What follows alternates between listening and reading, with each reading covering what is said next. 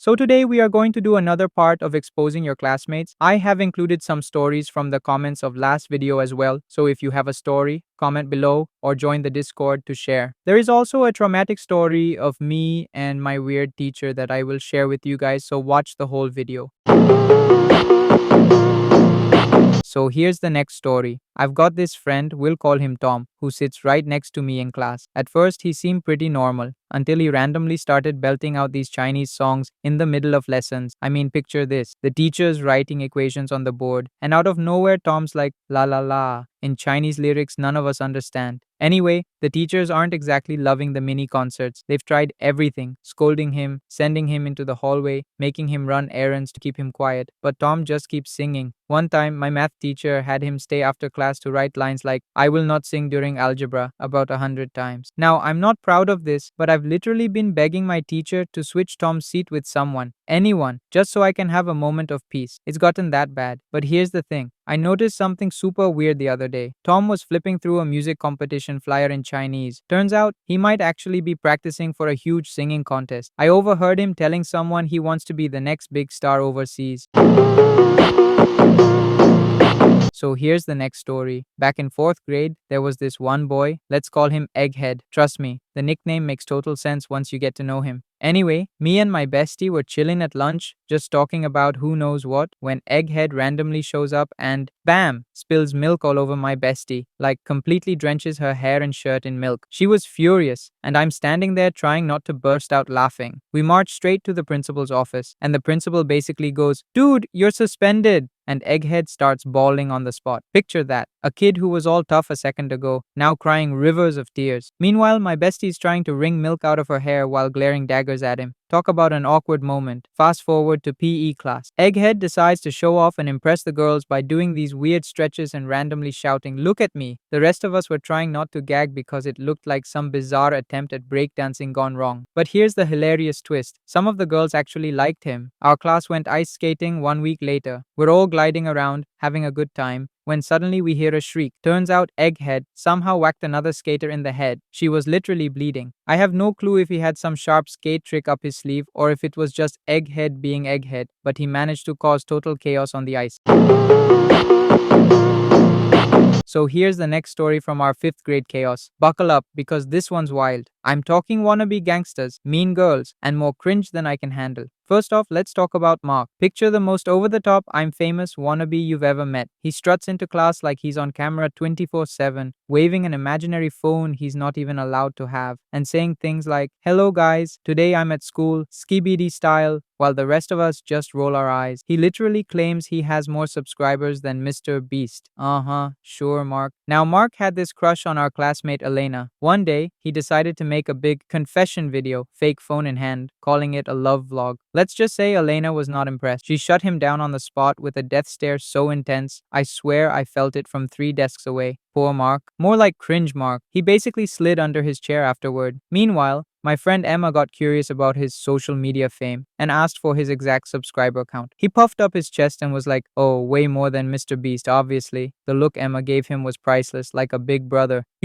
Are you serious? Stare. She's popular, so half the class overheard, and now nobody believes a word he says about anything. But wait, it gets worse. During one of his I'm so cool moments, he did this crazy dance in the bathroom, spinning, yelling, doing weird Fortnite moves. Our poor classmate Asher was in there at the wrong time and got so freaked out, he apparently pooped his pants. Yeah, that's one bathroom break he'll never forget. Suddenly, Mark disappeared from school and turned into a homeschool kid. We thought that was the end of the story, but rumor has it, brace yourselves, he's now dating his stepsister. Yes, you read that right, dating his stepsister. I don't even know how to process that, but let's just say the gossip in our grade skyrocketed after that drop. Here's the next story. So 2 new boys joined our class. Let's call them Felix and Leo. One afternoon at break time, I stroll outside to get some fresh air. That's when I see it. Felix and Leo are not just talking or playing tag, they're straight up kissing by the jungle gym. I do a double take like, am I really seeing this right now? In third grade, naturally, I sprint to find a teacher because A, I'm in shock, and B, that's definitely not on our standard recess activity list. The teacher goes full on serious mode, drags them into the office, and I'm over here trying to act cool. But on the inside, I'm like, what in the actual world did I just witness? Of course, Felix and Leo find out I'm the one who ratted them out, and oh boy, they're mad. Like next level, cartoon steam out of the ears furious. My friend, let's call her Ruby, sees me stressing over how these two newly minted troublemakers are about to launch a personal vendetta. She's like, don't worry, I've got your back, and proceeds to expose them big time. Apparently, they've been harboring some truly weird secrets, like casually snacking on erasers and Play-Doh when nobody's watching. Yes, you heard that right, erasers and Play-Doh. I wish I were making this up. By then, the whole situation was so bizarre I couldn't even be scared anymore. Who can be terrified of guys who literally munch on school supplies? It's like, how do you come back from that? Everyone found out, and let's just say their tough reputation crumbled faster than a stale cookie.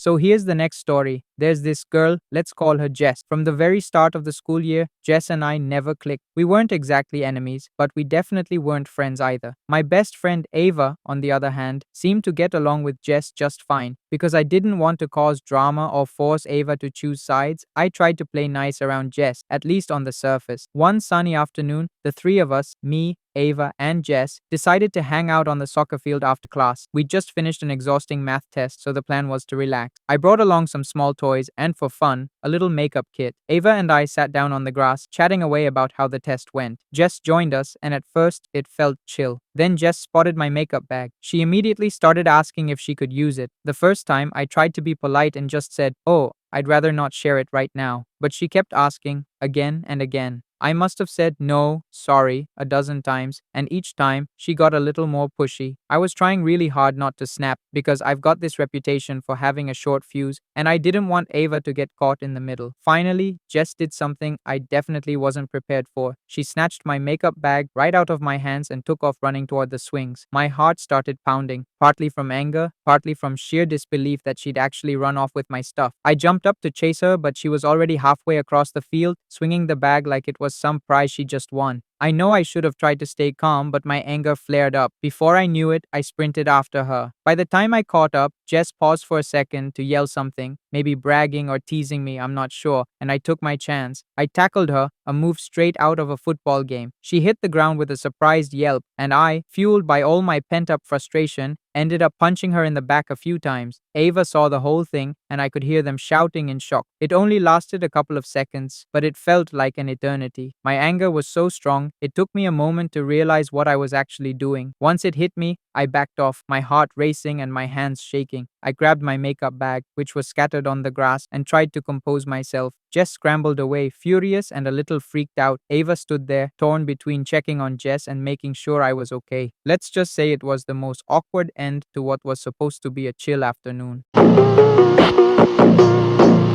So, here's the next story by a girl. When I first joined this new school, I ended up sitting behind a boy named Chance. The second I walked into class, he fixed his gaze on me like I was some kind of rare alien specimen. I tried acting normal, but inside, I was losing it. I kept glancing over to see if he'd look away, but he never did. Naturally, I started suspecting that maybe he had a crush on me. I even started jotting down little notes about him in my diary. My imagination was going full speed, picturing secret admirers and everything. Well, the reality was less romantic. A few days later, I overheard Chance laughing about how he loves to pick on people, especially the new kid. It felt like a bucket of ice water. So he wasn't gazing at me longingly. He was sizing me up for his next prank. That changed everything. Now, whenever the teacher said recess time, I knew I'd be sprinting around the playground trying to avoid him. Sometimes I'd duck behind the slide or pretend to be super focused on the monkey bars, anything to keep my distance. Other times I'd run laps around the field just so he couldn't corner me. I'm not sure how long my attempts to avoid him would have lasted, maybe until summer break, but for now, I was basically the school's fastest kid on the field. So much for daydreams about secret crushes.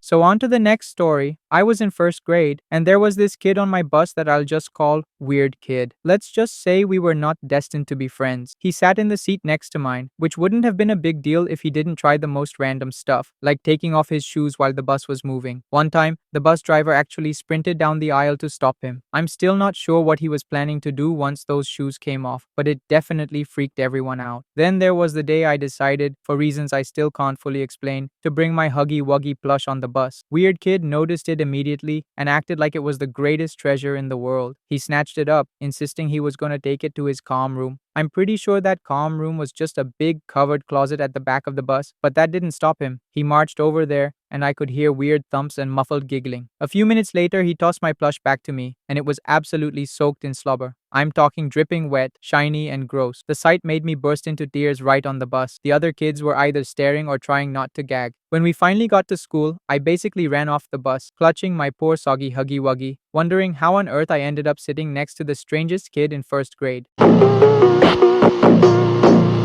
Here's the next story. There were these two classmates, let's call them Natalie and Jade, who were basically friendly rivals in everything. They'd compete over who got the best test score, who had cooler sneakers, even who had the neatest handwriting. But one day, they took things to another level. They set their eyes on the same guy, the classic cool boy in school, Tyler. Natalie and Jade made a bet with each other. They'd both try to make Tyler fall in love, and the first one who got him to ask them out would win. Jade went all out, strategically scheduling moments to bump into Tyler at his locker or offering him homemade cookies. Meanwhile, Natalie was dropping subtle compliments and leaving post-it notes on his desk with flirty little messages. At first, Tyler seemed to enjoy the attention. Who wouldn't, with two classmates going out of their way to impress him? But then he started playing along a little too much, flirting back with both Natalie and Jade, egging them on, smiling extra wide whenever he passed them in the hallway. Teachers were raising eyebrows, but no one acted on it. Until one afternoon, it all blew up in a big messy scene. During a pep rally, Tyler ended up in the middle of the bleachers with both Natalie and Jade. Nobody's exactly sure who started it or how it escalated, but they were arguing loudly, something about "he's mine" and "no, he's gonna choose me." The next thing anyone knew, all three of them were escorted out of the gym by teachers. Turns out, when the principal looked into things, he discovered some pretty inappropriate behavior, secret notes with not so school appropriate language, the occasional borderline stalking incidents, and even manipulation to skip classes so they could win the bet. It all added up to a massive violation of school rules. In the end, Natalie, Jade, and Tyler were kicked out. So here's the next story. There was this guy, let's call him Derek, who loved playing the cool dude. He'd roll into class wearing flashy sneakers, acting like he owned the place, and his girlfriend Hannah was just as over the top. She'd complain about every little thing, expecting everyone to cater to her. Together, they made quite the pair. One day at lunch, Derek and Hannah got into a spat with a quiet guy named Oliver, who always sat by himself reading comics. Hannah bumped into Oliver's tray, spilling food everywhere, and instead of apologizing, she started ranting about how Oliver needed to watch where he was going. Derek saw his chance to play the hero, so he stepped in, glaring at Oliver like he was about to throw down. Out of nowhere, Derek pulled off his shirt, as if that would instantly prove how tough he was. The cafeteria went silent. You could practically see the question marks floating above everyone's heads, like, why is he half naked in the middle of lunch? Hannah smirked like she had a front row seat at a boxing match. Oliver, meanwhile, just stood there, wide-eyed behind his glasses, looking more confused than scared. Derek lunged forward, chest puffed out, ready to defend Hannah's honor. What nobody realized is that Oliver, the quiet kid with a stack of comics, actually happened to be practicing martial arts after school for years. Seconds later, Derek's big show backfired. He charged at Oliver, swung wildly, and Oliver stepped aside so effortlessly it looked like some movie stunt. One quick move, and Derek ended up stumbling into a nearby table, trays crashing, food flying. The whole cafeteria burst into laughter. Derek scrabbled to his feet, furious, but before he could try again, Oliver calmly told him to back off. Realizing he was completely out of his league, Derek muttered something about "this isn't over," grabbed his crumpled shirt, and stormed off with Hannah trailing behind him, yelling at him for embarrassing her. Rumor has it he stayed home sick for a couple of days after that showdown. As for Oliver, he just went right back to reading his comics, looking as unbothered as ever, though now everyone knew better than to mess with the so-called nerd. Back in 7th grade, I had this teacher, let's call him Mr. Martin, who was supposed to teach math, but somehow it felt more like he was running a game show where the prize was public humiliation. Any random day of the month, he'd single out me and a couple of other boys. We'd be sitting there, minding our own business, hoping to fly under the radar, when suddenly he'd call out, "You, get up here!" He'd fire off the most impossible question you could imagine. Something like, "What's 13,714 times 967 in your head?" We'd stand there, awkwardly trying to think of how to even start. The rest of the class would go dead silent, praying they weren't next in line. Next thing I knew, Mr. Martin would start smacking our hands, or even use that old wooden ruler on the back of our leg. And just when we'd be on the verge of tears, some of us actually breaking down, he'd laugh and say, "Lighten up, it's just a prank." He did this so many times that every day I walked into class, my stomach would tighten. Would he decide today was prank day? Or would he just teach like a normal person? There was no way to predict it. One time it happened on a random Wednesday after lunch. The worst part was how quickly he'd switch modes. One minute he was the stern teacher, glaring at us like we'd insulted his ancestors. The next minute he'd be patting our shoulders, chuckling, "Come on, you guys need a sense of humor." But it was tough to find anything funny when your hand was still stinging and your pride was on the floor. I remember hating his class with a passion. Just the mention of Mr. Martin's name made my heart race. I dreaded seeing him stroll in, casual as ever, because there was a chance he'd pick one of his special victims for another prank. It took a while for me to figure out that none of this was normal. Teachers aren't supposed to make you terrified of class. Looking back, I still can't believe he got away with it for so long. Part of me wonders if the school administration ever found out how bad it got or if they were just clueless.